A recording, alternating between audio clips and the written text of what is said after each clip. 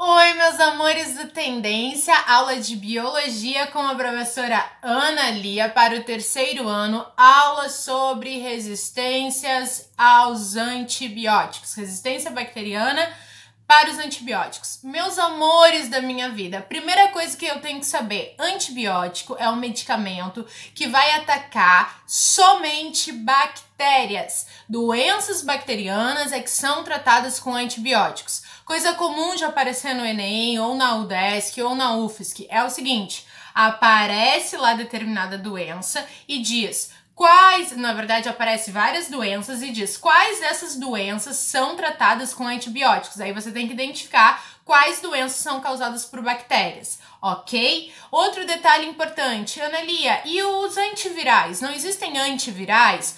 Medicamentos que combatam vírus são muito raros. Por exemplo, no caso do HIV, existem tratamentos que servem para diminuir a multiplicação do vírus dentro do hospedeiro. E diminui a tal ponto, hoje em dia, se a pessoa descobre cedo que possui o vírus do HIV e começa esses tratamentos, ela consegue diminuir a um ponto dele nem sequer transmitir, muitas vezes, tá? Mas não elimina o vírus do organismo. Outra coisa bastante importante sobre antivirais, antes de entrar nos antibióticos, estão tentando desenvolver agora, por exemplo, uma coisa bastante recente, tudo é muito recente no que se trata de Covid-19, estão tentando desenvolver, eles já conseguiram codificar o material genético, é um RNA. O vírus que causa a Covid-19.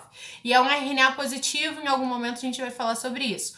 Mas o que acontece? Eles também conseguiram verificar as proteínas que formam. A gente sabe que ali é um círculozinho com aquelas proteininhas. Aquela proteína é a proteína S, e eles estão tentando construir, né, uma maneira biotecnológica de um medicamento que ataca essa proteína, destrói essa proteína, e essa proteína é a proteína que se liga na membrana da célula hospedeira para conseguir infectar. Então, existe muitos tratamentos e é assim, ó, altamente complexo a questão dos antivirais, mas não são antibióticos. Antibióticos, gente, olha que interessante. Eles foram, o primeiro antibiótico foi descoberto por Fleming, um inglês, que assim, ó, pensa só, isso que a gente está vivendo a respeito do Covid-19, alguns anos atrás, em 1800, até 1800 e pouco, muitas e muitas vidas foram arrasadas por causa de doenças bacterianas. E não se existia um tratamento para isso. E todo mundo procurando que maneira a gente vai encontrar para matar essas bactérias. Aí o Fleming era um pesquisador, microbiologista, e ele estava ali cultivando bactérias nas plaquinhas e tal. E um dia ele foi cansado, exausto de não encontrar como destruir as bactérias. Ele deixou algumas placas de criação bacteriana em cima da sua bancada e ele foi tirar uns dias de folga. Quando ele voltou, é o que contam, né? Quando ele voltou, ele percebeu que nas placas, as placas que se desenvolvem bactérias são mais ou menos desse tamanho, tipo uma gelatininha, que as bactérias ficam ali se alimentando e crescendo.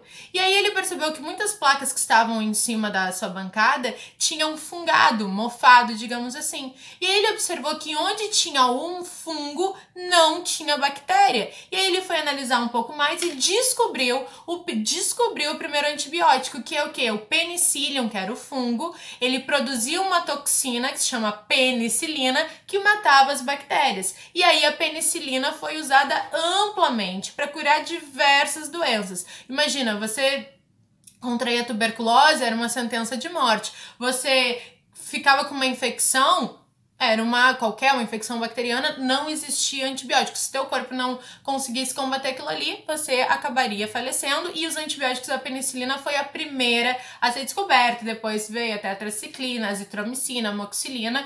Com a biotecnologia, muitos outros desenvolveram antibióticos. Olha que interessante, antibiótico. Antibiótico vem de uma relação ecológica que se chama antibiose ou amensalismo. Olha essa junção. Amensalismo ou antibiose é uma relação ecológica desarmônica em que o crescimento de uma espécie afeta o crescimento de outra. É o que acontece com a maré vermelha. As algas que produzem a toxina, considerada maré vermelha, as algas protistas, elas têm uma relação de antibiose ou amensalismo com os outros seres vivos, porque aquela toxina mata outros seres vivos. É o que acontece com o eucalipto, com o IP, onde as folhas caem do IP ou do eucalipto, opa, não nasce mais nenhuma vida. Então isso é uma relação ecológica chamada tanto de antibiose como mensalismo, e esse nome de antibiose surgiu aí para batizar os antibióticos. Os antibióticos, eles normalmente afetam ou a parede celular das bactérias, o que faz com que elas fiquem pouco resistentes e vulneráveis, ou impedem a síntese proteica, que aí não tem como elas se manterem vivas e se multiplicarem, ou elas vão afetar a cápsula, que é aquela estrutura de resistência. Então é muito importante isso. E a outra coisa, a resistência, superbactérias. Como que as superbactérias elas existem e se transformam? Meus amores, eu posso estar com uma infecção de garganta causada, uma amidalite causada por uma bactéria, ou posso estar com uma doença tipo tuberculose, que é bem mais resistente à bactéria. A gente já viu a aula lá de tuberculose. O que vai acontecer? Eu chego lá, tô com sintomas de tuberculose, tô em isolamento, aí o médico me prescreve 6 meses de um antibiótico fortíssimo. O antibiótico vai ter várias reações no meu corpo, vai matar muitas bactérias benéficas da minha flora intestinal, bactérias que trabalham na minha imunidade, bactérias que são não fazem nem bem nem mal, e vai afetar meu fígado, vai afetar minha qualidade de vida, mas vai matar a bactéria patogênica que tá me causando a doença. Aí o tratamento é de 6 meses, ok? Beleza. Aí no 3º mês de tratamento eu já estou me sentindo maravilhosa, porque a maior parte das bactérias, do Mycobacterium tuberculosis, a bactéria que causa tuberculose, a maior parte sobreviveu. A maior parte foi morta com antibiótico.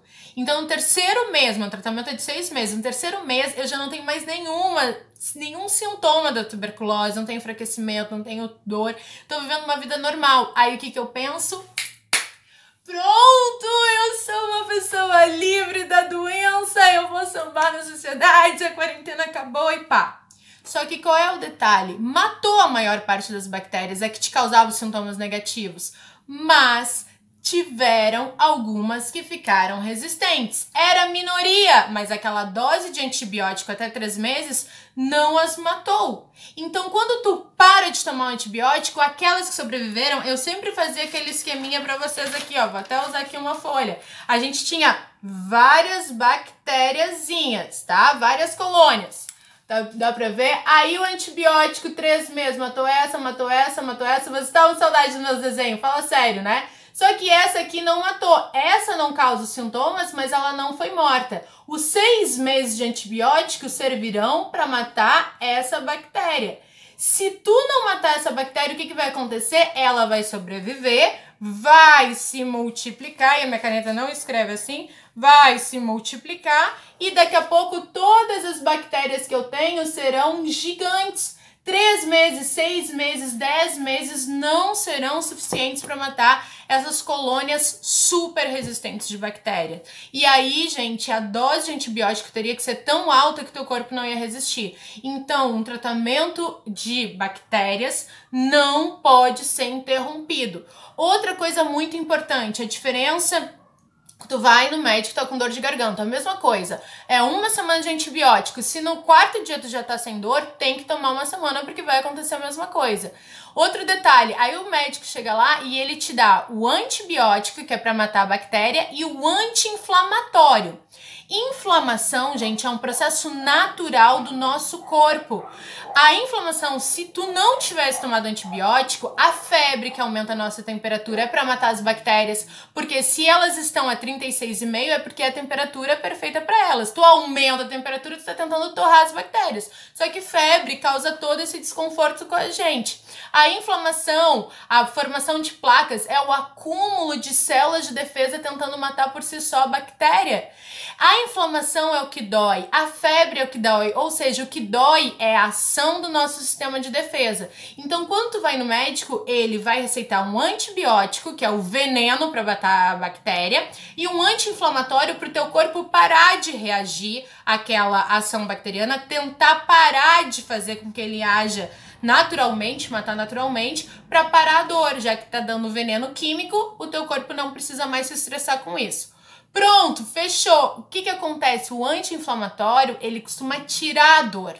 E a pessoa entende, olha só, a próxima vez que eu ficar com dor de garganta, é só tomar o anti-inflamatório, porque aí passa a dor.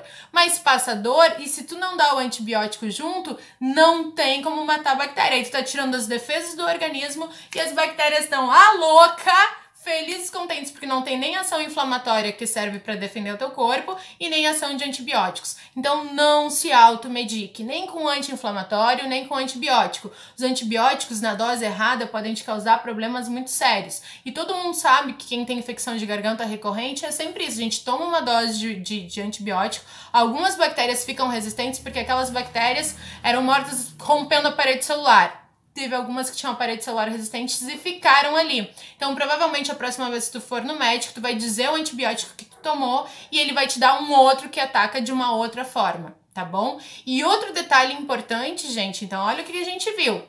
Resistências costumam ser quando a gente toma indevidamente ou incorretamente o antibiótico e a gente viu também que a ação inflamatória é a ação de defesa do nosso corpo que acaba nos causando desconforto. E pra gente terminar essa parada, a gente vai ter que lembrar de uma estruturinha lá da função na parte de bactérias, que é o plasmídio. O plasmídio, meus amores, é um material genético extranuclear, ou seja, aqueles anéisinhos que a bactéria pode ter 2, 3, 1, né? E nesse anelzinho tem genes que deixam ela mais tóxica, mais forte. Quando duas bactérias de origem diferente, da mesma espécie, mas de origem diferente, fazem a conjugação, que é a troca de plasmídios, elas ficam mais fortes, mais resistentes e aí, portanto, mais potentes. Então, o plasmídio muitas vezes vai participar da reprodução sexuada da conjugação, deixando a bactéria mais forte. Antes ela era vulnerável a determinado antibiótico. Aí ela cruzou lá, fez a conjugação com uma coleguinha e ela é resistente. Então, o plasmídio às vezes participa da resistência bacteriana. Percebeu? Agora com 15 minutos a gente fala com mais calma. A gente falou sobre antibiótico atacam apenas bactérias, não outras doenças causadas por outros agentes. A gente viu que a resistência bacteriana é quando uma bactéria, um grupo pequeno de bactérias, não causam sintomas, mas elas permanecem vivas, e aí pode causar uma segunda ação muito mais potente, muito mais difícil. A gente viu sobre a ação inflamatória, que é uma resposta do nosso corpo contra determinado invasor. Muitas vezes, gente, a nossa doença, por exemplo, quando a gente está gripado, é a hora que o nosso sistema de defesa está maltratando o vírus, entendeu? Normalmente a doença é a resposta do nosso sistema de defesa. E por fim, a gente viu que o plasmídio é uma das estruturas de resistência que acontece a conjugação e deixa a bactéria mais resistente. Gente, eu com 12, 15 minutos eu tô me sentindo a rainha, acostumada a ter que falar tudo em 5. Fechou? Valeu? Amo vocês!